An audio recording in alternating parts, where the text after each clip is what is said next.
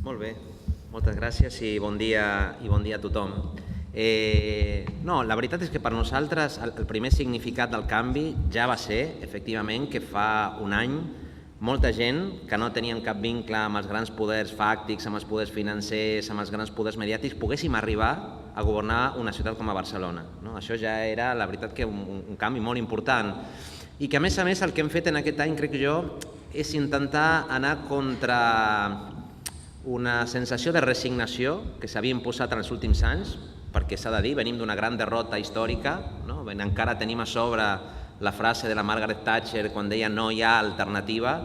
i crec que en part el que hem mostrat en aquest any en aquestes ciutats és que sí que hi ha alternativa, que les coses, malgrat les dificultats, malgrat les limitacions, malgrat que en molts ajuntaments hem guanyat, però hem guanyat en minoria, hem mostrat que les coses es podien fer diferent i que es podien fer millor. És a dir, que les nostres ciutats no col·lapsaven, que no es produïen, no queien les 7 plagues sobre les nostres ciutats, que no només les nostres ciutats continuaven en peu, sinó que hi havia moltes coses que es feien millor perquè es podien fer millor. Perquè en part també depenia de la determinació política, també depenia del coratge i, naturalment, de la capacitat de connectar amb la gent perquè la gent ens pugui acompanyar en aquestes polítiques.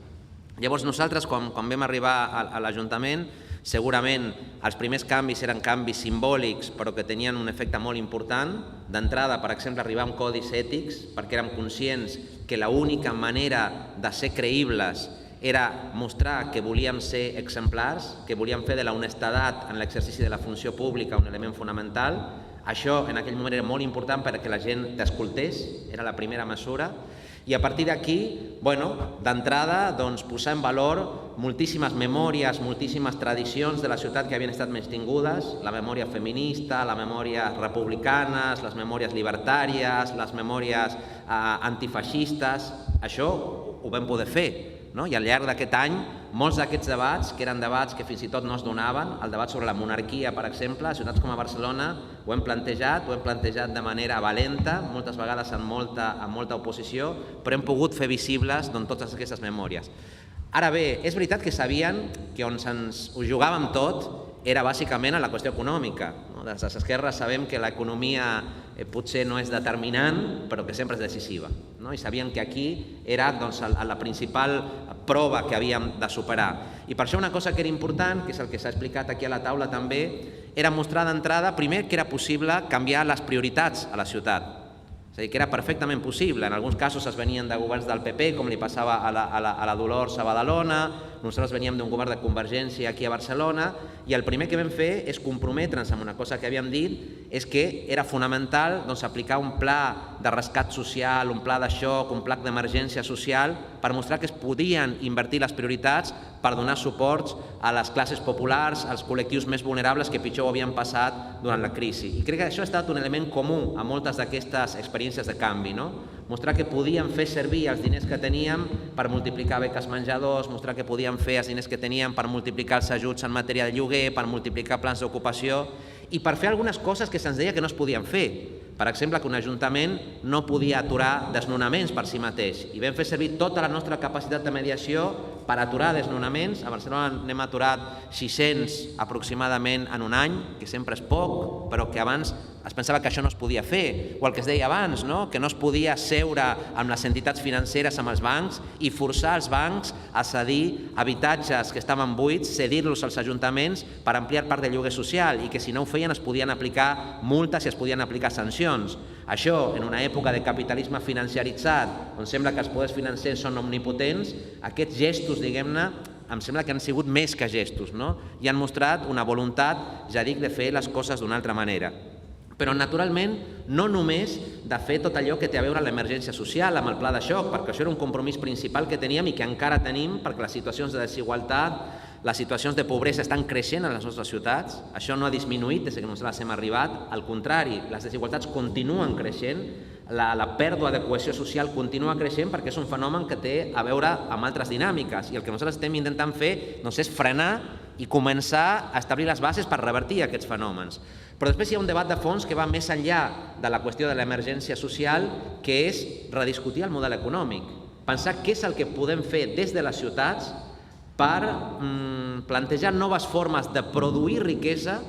i de distribuir la riquesa a les nostres ciutats. Això també era un repte. Com fem o com contribuïm a les ciutats a fer una transició socioeconòmica cap a un altre model econòmic diferent del que hem tingut fins ara, que és un model que ha fracassat, aquest model neoliberal en el context aquest de capitalisme financiaritzat, i llavors el que hem fet és començar en alguns casos a posar les peces del que hauria de ser aquesta transició socioeconòmica. Començar, per exemple, a parlar més del paper d'allò públic en l'economia, posar sobre la taula debats importants com el debat de les remunicipalitzacions, la importància de la municipalització. Nosaltres a Barcelona vam començar amb 3 escoles bressols, hem plantejat un debat important a l'àrea metropolitana sobre la necessitat de la remunicipalització de béns comuns, com és el cas de l'aigua.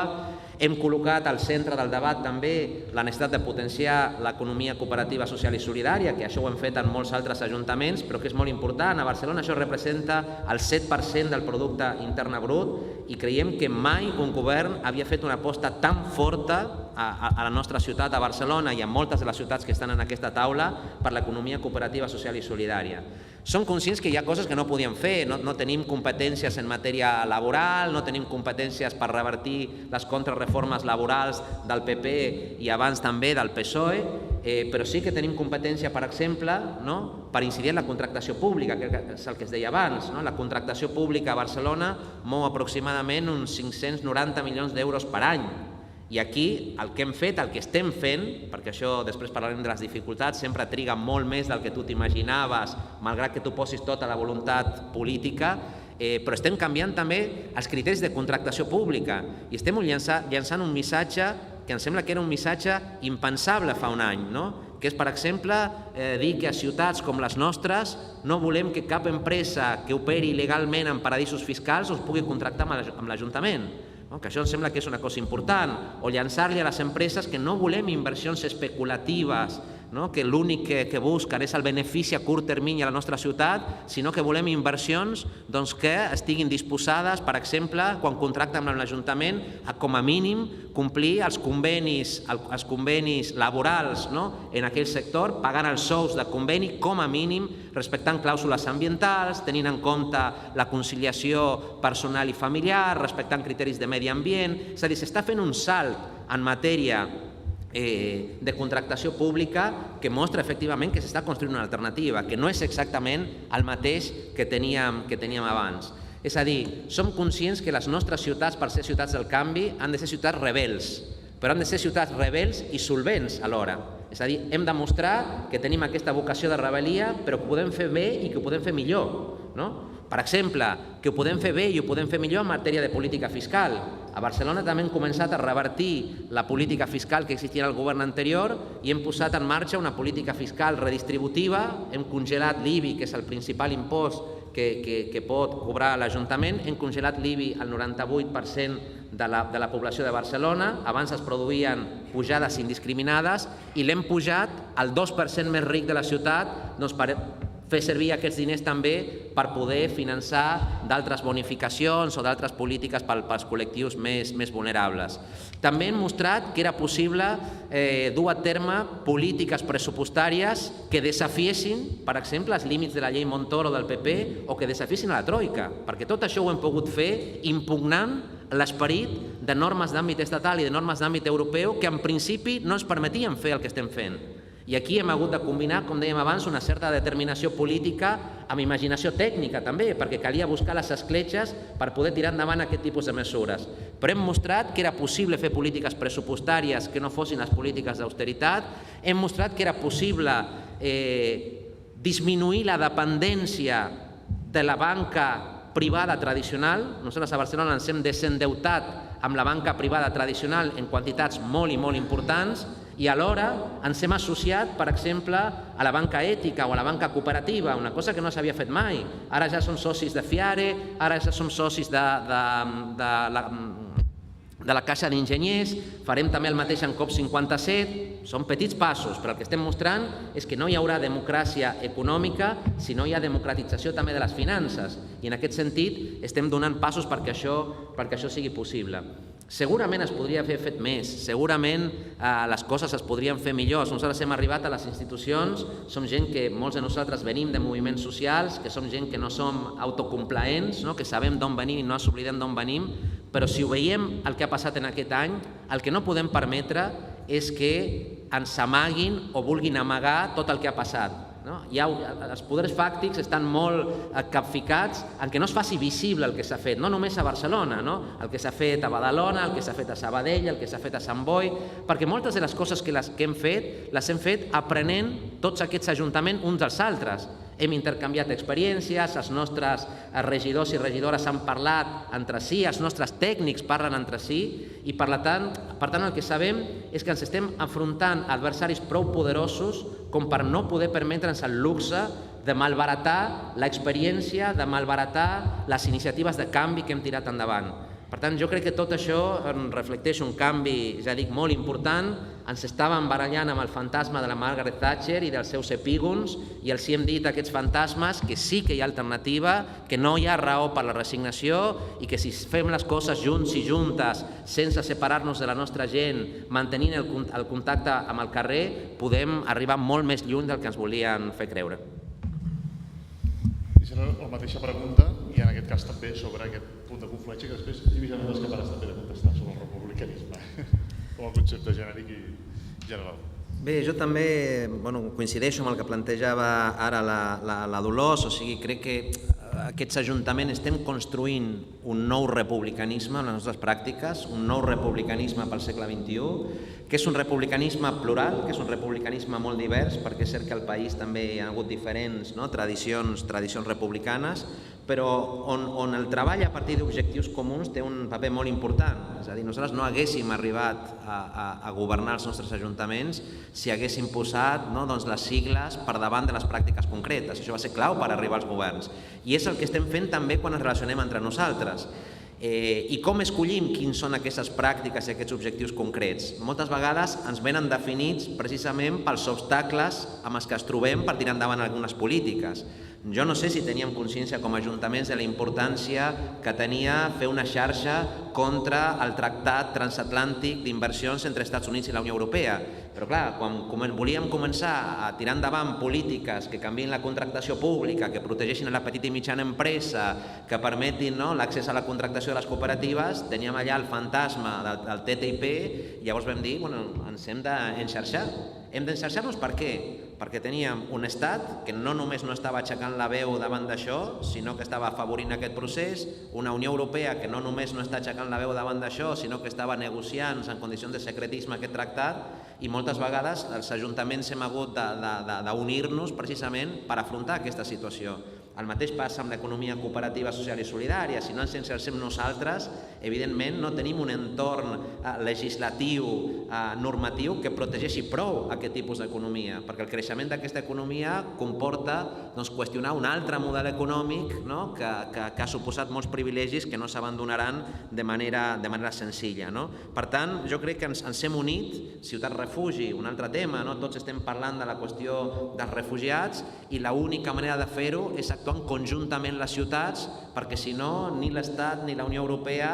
estaran a l'alçada del que significa aquest repte. I nosaltres des de Barcelona ho hem fet aprenent molt d'altres ajuntaments. Ser capital d'un país et dona molta centralitat, però també, com a totes les capitals, et torna arrogant, et torna prepotent, i per tant has d'anar amb moltíssima cura de ser capaç d'aprendre d'altres experiències. Hem après molt d'ajuntaments molt petits, no només del país, sinó també del conjunt de l'Estat, de gent de Corunya, de Pamplona, de Madrid, de Cadis, amb les que estem permanentment en contactes, i més enllà, fins i tot, de les nostres fronteres. Ara, per exemple, amb gent de Nàpols o de Grenoble, moltes de les polítiques que hem tirat endavant coincideixen en polítiques que molts ajuntaments europeus que posen aquests objectius comuns per davant d'altres coses també estan tirant endavant, perquè és veritat que hi ha reptes comuns, el de la crisi ecològica, el dels refugiats, el de la transició energètica, que ja no tenen a veure exclusivament amb una doctrina política, és que estem parlant de polítiques que s'han de tirar endavant si volem evitar un col·lapse civilitzatori. És a dir, haurien de ser polítiques de sentit comú, més enllà de les procedències ideològiques. Malauradament no ho són, perquè com que hi ha interessos i privilegis darrere del manteniment de l'statu quo, cal treballar conjuntament. I per tant jo aquí crec que ja ho estem fent, malauradament no sempre tenim el temps suficient per fer-ho, ja ens agradaria ser molts més per tenir el temps per enfortir aquestes xarxes, però jo crec que aquesta revolució democràtica que estem vivint, de la que parlava ara la Dolors, és una revolució democràtica que és fonamentalment municipalista i on nosaltres hem de fer cas a allò que deia un clàssic del republicanisme català, l'Anselm Clavé, quan deia allò de associeu-vos i sereu forts, instruïu-vos i sereu lliures, estimeu-vos i sereu feliços. Doncs nosaltres ens hem d'instruir entre les ciutats, ens hem d'associar més entre les ciutats i ens hem d'estimar més entre les ciutats que volen aquest canvi per poder tirar endavant aquesta transformació que ens exigeix la ciutadania. Bé, començo per la qüestió en general de les ocupacions, que és un tema que nosaltres aquí també hem tingut una política clara en general. Aquesta política parteix de la idea que a una ciutat com a Barcelona no poden haver-hi espais abandonats de manera injustificada o que es facin servir per polítiques especulatives, molt menys si són espais de titularitat pública. Quan són de titularitat pública, doncs la responsabilitat encara és major. I per tant nosaltres hem dit que quan es tracti d'aquests espais, si són de titularitat pública, que estan abandonats de manera injustificada, que no compleixen una funció especulativa i es produeix una ocupació que té com a objectiu no protegir els capricis o els privilegis d'algú, sinó tirar endavant una activitat que sigui comunitària, que sigui en benefici de la comunitat i sempre que es garanteixi mínimament la seguretat de la gent que hi ha allà, doncs l'obligació de l'Ajuntament és mediar i és intentar afavorir aquests processos perquè això es converteixi en alguna forma de gestió cívica, de gestió comunitària, etc. Això ho hem dit des d'un començament. I per tant, cada cop que es produeixen aquests fenòmens a la ciutat, que hi ha un fenomen d'especulació real, que és el que va passar, per exemple, en el cas del Banc Expropiat o el que es va passar originàriament a Can Vies, on hi havia una necessitat comunitària que s'avanci aquí, l'Ajuntament de Barcelona sempre ha estat partidari en aquest any, i ho continuem mantenint, de mediar, del diàleg i, naturalment, de la relació amb el veïnat, perquè això és molt important. O sigui, per aquests projectes puguin efectivament arrelar, perquè aquests projectes tinguin el suport, diríem, institucional, han de tenir el suport veïnal i s'han de guanyar també el suport veïnal. I per tant, sempre que això es produeixi, ja dic, la posició del govern de l'Ajuntament és sempre actuar des de la mediació i des d'una posició que contribueixi a que aquest tipus de processos es puguin consolidar. Naturalment no ha estat fàcil perquè tu arribes a l'Ajuntament de Barcelona, Convergència i Unió, el Partit Popular i Ciutadans, cada dia et repeteixen que tu ets un govern occupy friendly, que tu estàs amb els ocupes, que en realitat vols afavorir a un petit grapat d'aprofitats. Això cada dia, I això multiplicat en mitjans de comunicació que moltes vegades li donen cobertura. Aquesta és la realitat. I tot i així, després ens trobem en realitats com la que va passar a mi sent regidor a Sarrià Sant Gervasi, i és que ens trobem que el mateix conseller de Convergència i Unió, que ens deia cada dia que érem un govern favorable als ocupes, doncs estava vivint en un pis, en un edifici, en un immoble de titularitat pública, sense pagar lloguer, sense pagar IBI, i que havia ficat el seu fill al pis del costat. Tot això provat amb els expedients. Aquesta era la gent que ens acusava de ser governs occupy friendly. Per tant, això, ja dic, existeix. El tema de metro, en general, sí, és un tema més complicat. Nosaltres érem gent que, com deia la Dolors abans, molts de nosaltres veníem de moviments socials, no ens haguéssim imaginat mai que ens tocaria estar de l'altre costat de la taula negociant amb treballadors i treballadores com respondre a una exigència de millora salarial. I el que hem vist, primer, és que les realitats en matèria laboral que estan vinculades a l'Ajuntament de Barcelona són molt diverses. Com deia el Juli ara, els ajuntaments són una màquina d'externalització i de precarització en determinats sectors. És impossible entomar-ho tot alhora i, per tant, t'has de concentrar a quins són els casos més urgents i després has d'adquirir, d'una banda, una cultura de l'acceptació del conflicte a la ciutat, de prendre't amb normalitat que a la ciutat es puguin produir vagues, puguin haver-hi conflictes socials, perquè això és el que passa en qualsevol societat democràtica, i tu tens l'obligació de negociar, com s'ha fet sempre, per intentar satisfer els diferents interessos que estan en joc. Els interessos dels treballadors, que són legítims i que tenen sempre els seus arguments, En el cas de transport públic, com pot ser el metro, com poden ser autobusos, els interessos dels usuaris, que també són treballadors i treballadores, que es veuen afectats per aquestes vagues, i després tenir en compte quines són efectivament les limitacions pressupostàries reals que té una empresa pública. Tu pots millorar els salaris, però els pots millorar fins a un determinat límit. Tot això és objecte de negociació. Jo no he portat, per exemple, personalment totes aquestes negociacions en el cas de metro o en el cas d'autobús, i aquesta negociació està produït. Autobús s'ha arribat a un acord. Ara hem de veure que s'arribi a aquest acord també en metro. Això és objecte, ja dic, d'una negociació, que és una negociació que és enormement complicada. Si em pregunteu a mi, jo com a primer tinent d'alcalde sempre tinc molts inputs, que això va massa lentament, que això el culpable és un actor i no pas l'altre. Per això soc plenament conscient que aquesta dificultat existeix. Però ja dic, s'ha resolt en molts altres casos, s'està avançant en molts altres casos, potser no sempre s'avança en el sentit que voldrien tots els col·lectius de treballadors, però l'obligació que tenim com a govern és seure i deixar-nos la pell allà fins que s'arribi a un acord. Sobre el tema de polítiques de gènere, que era una altra qüestió que es plantejava, jo vull dir que a Barcelona una de les coses de les que jo estic orgullós és de formar part del primer govern feminista, que té una alcaldessa feminista, que té 11 regidors, dels quals 6 són dones i 5 són homes només, que són 6 dones feministes molt valentes, que estan allà, amb comissionades i comissionats que també estan allà, que són feministes, i que a poc, perquè això és un canvi cultural de fons complicat, però en matèria de sanitat, en matèria de transversalitat de gènere en polítiques pressupostàries, per primer cop es comença a parlar d'economia feminista a l'Ajuntament, i les polítiques pressupostàries es mesuren també, i les polítiques d'ocupació, en funció del seu impacte en matèria de gènere. Això no vol dir que acabarem amb el patriarcat ni amb la discriminació que es produeix en aquest àmbit en 2 dies, però crec que sí que hi ha un govern que té tota la voluntat i que està avançant com molts en aquests camps. Però que després torno rapidíssimament sobre aquest tema com a canvi cultural. Sobre la qüestió de... Perdoneu que m'extengui, però que m'han preguntat moltes coses, no? Sí. Perquè jo diria que les altres preguntes les podem també socialitzar. Dels refugiats... Vale. Simplement sobre... Sí.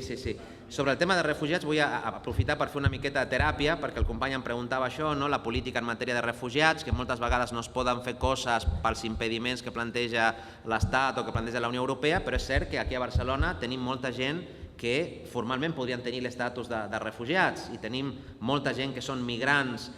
econòmics, però també gent que ha fugit de situacions que no són només econòmiques, i per tant no podem fer una distinció entre refugiats i migrants, això som plenament conscients, i fa que el problema sigui enormement complex. Nosaltres hem augmentat molt els recursos d'atenció a les persones refugiades, hem augmentat molts, hem augmentat molt els recursos també per atenció de persones migrants, però hi ha problemes d'enorme complexitat. Jo he arribat tard a aquesta taula que teníem avui perquè tenia una roda de premsa sobre Top Manta. I clar, el tema del Top Manta és un tema d'una enorme complexitat, és un tema absolutament enverinat, perquè és molt difícil explicar davant dels mitjans de comunicació i que efectivament t'ho acceptin la complexitat que té el problema. Per això nosaltres pensem que és important poder discutir amb totes les ciutats i municipis de la costa catalana que també tenen aquest fenomen per poder resoldre-ho, però és cert que aquí tenim un dels reptes que més ens qüestiona, també com a govern. Mostrar que coses en les que tu tens una convicció profunda, que és protegir els col·lectius més vulnerables, etc., doncs no sempre té una solució senzilla, perquè de vegades hi ha molts col·lectius vulnerables. Poden ser les persones migrants, les persones de la venda ambulant, però també el petit comerç, els petits comercials, i per tant aquí és important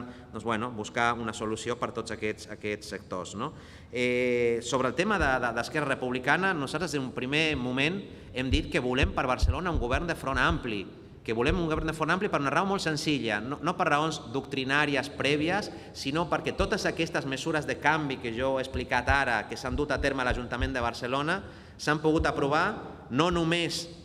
amb els vots dels membres del govern, que no hagués estat possible, sinó amb el vot de 3 forces polítiques, a més del govern, a banda del govern, que que són Esquerra Republicana, la CUP i el Partit Socialista. Els regidors de cadascuna d'aquestes forces polítiques han aprovat cadascuna de les mesures de canvi importants que s'han aprovat a la ciutat, des de les pressupostàries fins les més, diríem, senzilles. I per tant, aquest era el nostre objectiu. Clar, no tots els partits tenen els mateixos tempos polítics, tenen les mateixes prioritats en un moment polític determinat. A nosaltres ens agradaria que el govern sencer fos un govern de front ampli. Si això no és possible, doncs hem de fer el front ampli tàcit, hem d'arribar a acords en temes concrets, però nosaltres estàvem plenament disposats, naturalment, i ho hem ofert més d'un cop, a que Esquerra sigui dins del govern, sempre que això ens serveixi per construir aquest govern, com dèiem, de front ampli. I després, pel que té a veure amb el tema del que es preguntava sobre l'AMI, és veritat, nosaltres hem explicat més d'un cop que la candidatura de Barcelona en Comú és una candidatura plural, on hi ha gent que té posicions molt diverses davant de la qüestió de la independència, però sí que és una candidatura clarament compromesa amb el dret a decidir, amb el dret d'autodeterminació.